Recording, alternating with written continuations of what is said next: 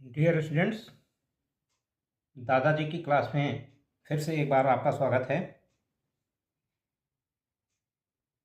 हम लोग बात कर रहे हैं एंगल्स पर, ज्योमेट्री का टॉपिक एंगल्स पर। और पिछले एपिसोड में हम लोगों ने ये सीखा था कि एंगल्स को मेजर करने का क्या सिद्धांत है और कितने तरह के एंगल होते हैं। और उसके बाद हमने कुछ पेयर ऑफ एंगल्स भी डिस्कस किए थे। उसी क्रम को आज आगे बढ़ाते हैं। इससे पहले कि हम आगे बढ़ें, चैनल को सब्सक्राइब कर लीजिए और वीडियो को पूरा देखिएगा, तभी इसका लाभ मिलेगा। तो चलिए स्टार्ट करते हैं एंगल्स का सेकंड एपिसोड। अगर दो लाइन हैं और एक दूसरे को ये इंटरसेक्ट कर रही हैं, यानी काट रही हैं, ये दो लाइनें हैं। लाइनें तो अनंत तक होती हैं।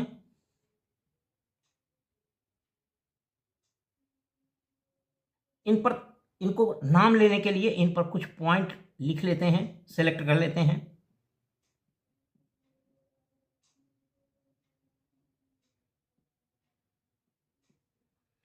और मान लिया कि ये ओ पॉइंट पर एक दूसरे को काटती हैं, इंटरसेक्ट करती हैं। तो अगर ध्यान से देखें तो चार एंगल बन रहे हैं।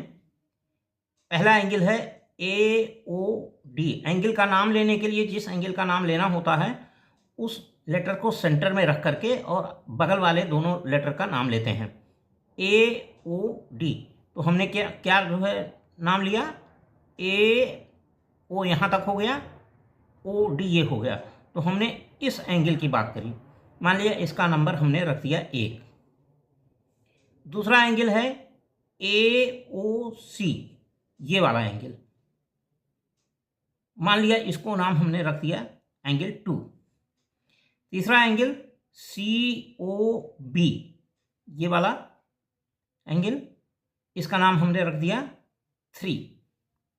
और फिर अगला एंगल होगा BOD और इसका नाम हमने रख दिया 4। तो ये चार एंगल बने AOD, और इसको हम DOA भी पढ़ सकते हैं।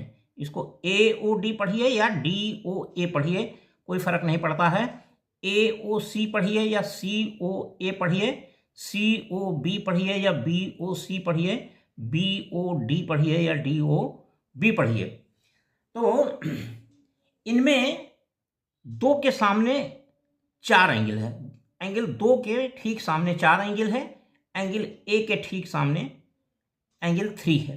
तो ऐसे एंगल जो लाइन क्रॉस करने पर आमने सामने पड़ते हैं उनको हम कहते हैं वर्टिकली अपोजिट एंगल। वर्टिकली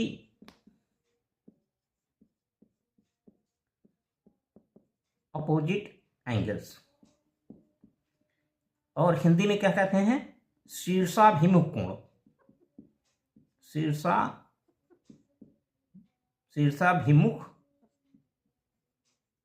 कोण या सम्मुख कोण। सम्मुख कोण, दो नाम हैं इसके, शीर्षाभिमुख या सम्मुख कोण, और अंग्रेजी में वर्टिकली अपोजिट एंगल या खाली opposite angle. Vertically opposite angles होते हैं, they are equal, angle 1 is equal to angle 3 and angle 2 is equal to angle 4। Angle 1 के ठीक सामने एंगल 3 है और एंगल 2 के ठीक सामने एंगल 4 है, इसलिए ये दोनों एंगल का जो पेयर है ये बराबर होगा। अगर लाइन ऐसे कट जाए,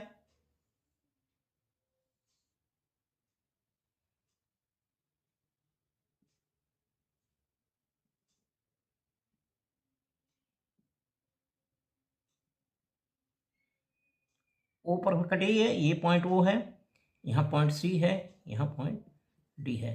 तो यहाँ पर भी वही बात होगी, ये वाला एंगल और ये एंगल बराबर होगा और ये वाला एंगल ये वाला एंगल बराबर होगा, क्योंकि ये एक दूसरे के अपोजिट में हैं।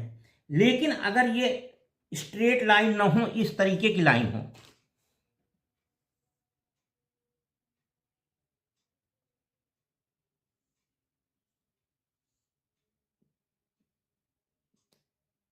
अब ये वर्टिकली अपोजिट एंगल नहीं है, क्योंकि ये लाइन स्ट्रेट नहीं है। ये स्ट्रेट होती तो ऐसे जाती, यहाँ से ये मुड़ गई है। ये स्ट्रेट लाइन ना होने की वजह से ये दो लाइनें नहीं हैं, एक लाइन ये है, एक रे ये है और एक रे ये है। तो ऐसे में वर्टिकली अपोजिट एंगल नहीं होगा, और यहाँ पर अगर जो अपोजिट एंगल दिखाई दे रहे हैं वो बराबर नहीं होंगे। अब बात करते हैं angles on A point, angles at a point. अगर किसी पॉइंट पर ढेर सारे एंगल बना दिए जाएं,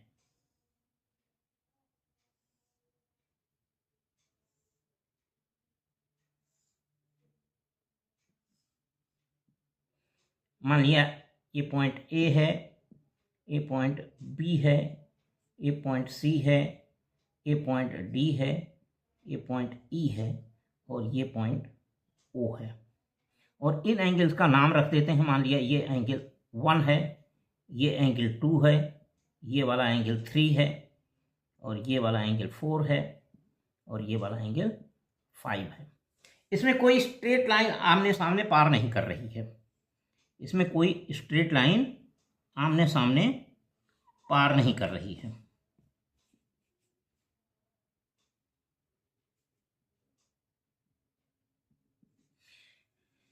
तो जब एक पॉइंट पर सारे एंगल बने, तो अगर आप ध्यान से देखिए तो ऐसे यहाँ से हम शुरू करें तो ये सारे एंगल का जोड़ क्या होगा, 360 होगा। Angle 1 plus angle 2 plus angle 3 plus angle 4 plus angle 5, this is equal to 360 degree. तो एक पॉइंट पर बने हुए सारे एंगल्स का सम 360 डिग्री होता है।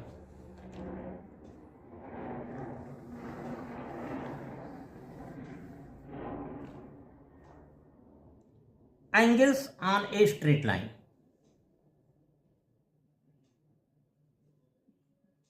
Angles on a straight line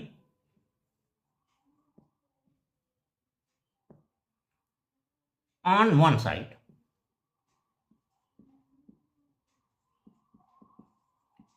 एक स्ट्रेट लाइन है, मान लिया इस स्ट्रेट लाइन का नाम ए बी है और इस पर कोई पॉइंट ओ है। A B is a straight line, O is any point on this. तो इसकी दो साइड है, लाइन से ऊपर और लाइन से नीचे। तो ऊपर की साइड में एक ही पॉइंट पर angles on a straight line at a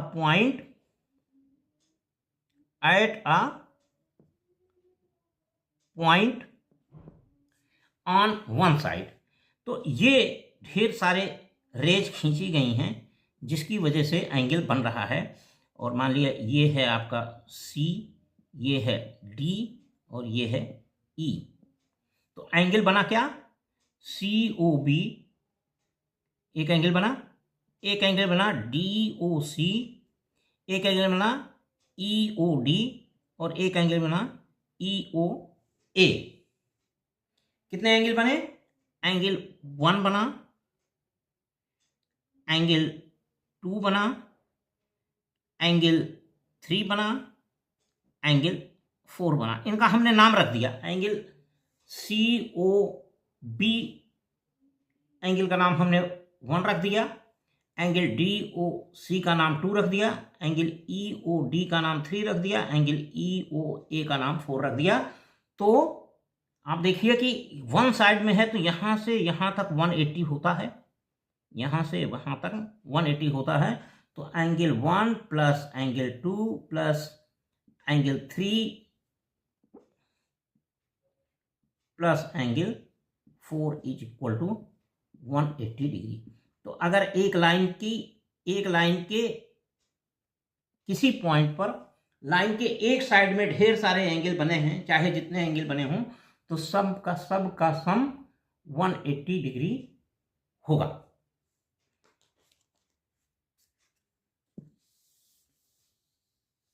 चलिए एक आध क्वेश्चन करते हैं हम।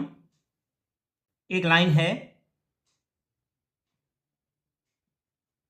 इसका नाम ए बी है, इस पर एक पॉइंट ओ है और इस पर कुछ एंगल्स बने हुए हैं।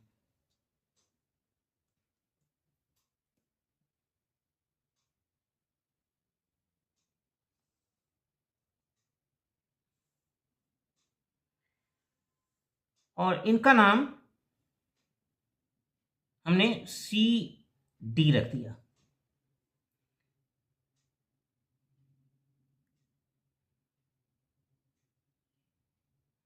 सपोज ये वाला एंगल x डिग्री है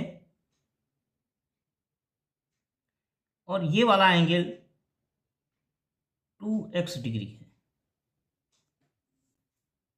क्वेश्चन है find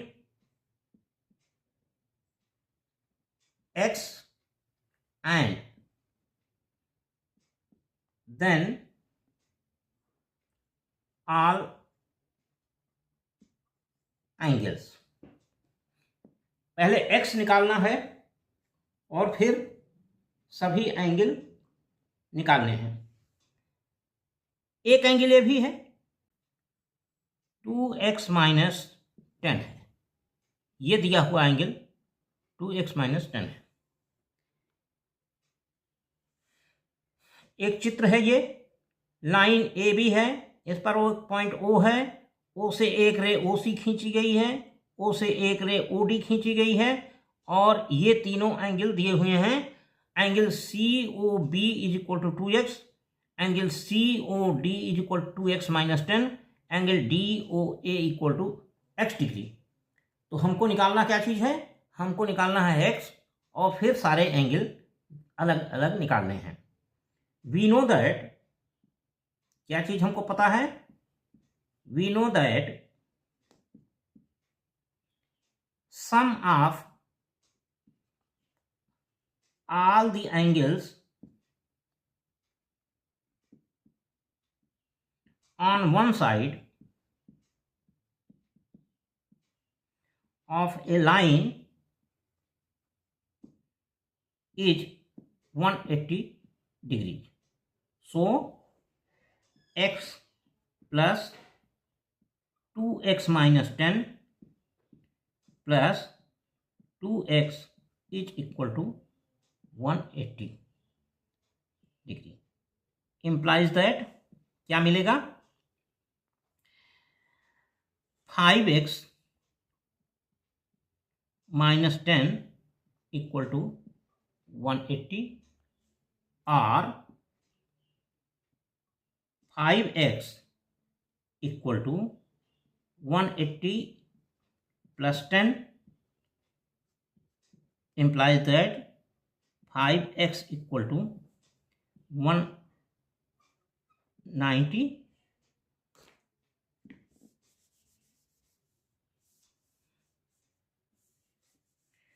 5x equal to 190 implies that x equal to 190 divided by 5, 5 एकम 5, 5 तिहाई 15, 4 19 40, 5 8 40। तो x इक्वल टू 38 डिग्रीज। तो angle A O D is equal to x है 38 degree. Angle D O C is equal to 2x minus 10 equal to 2 into 38 minus 10 equal to 38 दूना 76, 76 में से 10 गए 66 degree.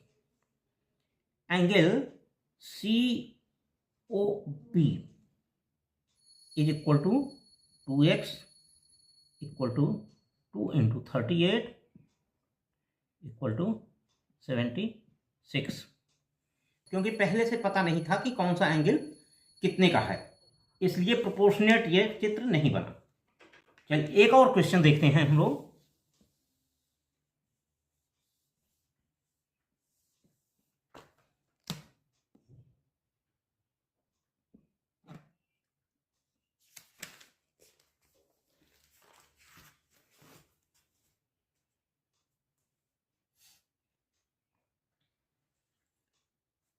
two angles of a linear pair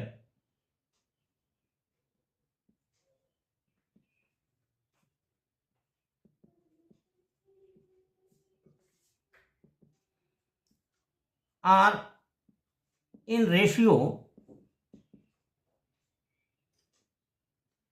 1:5, find angles। तो जब ये ratio में दिया हो कोई चीज तो उसको हम कोई कांस्टेंट से मल्टीप्लाई करके एंगल मान लेते हैं। तो कैसे मानेंगे? Let angles are x and 5x। जब भी रेशियो में दिया हो तो रेशियो में x से मल्टीप्लाई करिए और उन्हीं को एंगल मान लीजिए। नाउ लीनियर पेयर के जो एंगल्स होते हैं उनका सम 180 होता है। नाउ फॉर लीनियर पेयर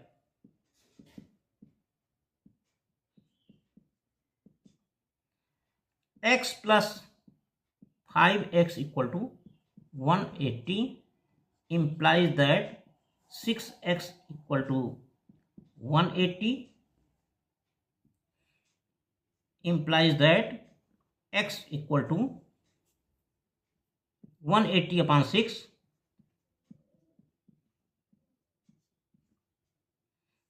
और x equal to 30 degree। x equal to 30 degree। When x equal to 30 degree, the other angles are angles